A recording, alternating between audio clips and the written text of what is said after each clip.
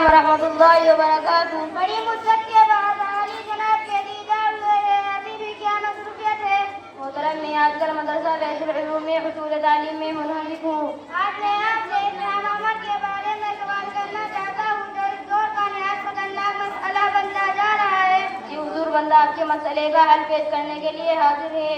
برادر عزیز و قول، آپ کو بخوبی علم ہوگا کہ بے روزگاری قبروں کا بہار اس میں بے برکتی حساس ترین مسئلہ ہے.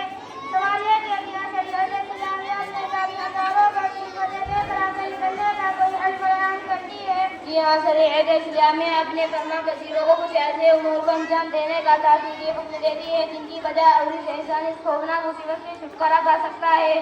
صدیق باصفا غلام محمود کی وضاحت فرما دے تو ہم جناب والا کے ممنون و مشکور ہو گئے. کیوں نہیں محترم، وہ امور ضروریہ یہ ہے: نمبر 1، نمازوں کا اہتمام خود بھی کرے اور اپنے اہل و عیال سے بھی کرائے. نمبر 2، توجہ کے ساتھ کثرت سے استغفار پڑھے. نمبر 3، حسب وسعت راہ خدا میں خرچ کرے. نمبر 4، ہر نماز کے بعد اول آخر 1 مرتبہ درود شریف پڑھ کر سورہ قریش 7 مرتبہ پڑھ کر دعا کرے. نیک جگہ اور صلہ رحمی اختیار کرے. حسن، آپ نے نہایت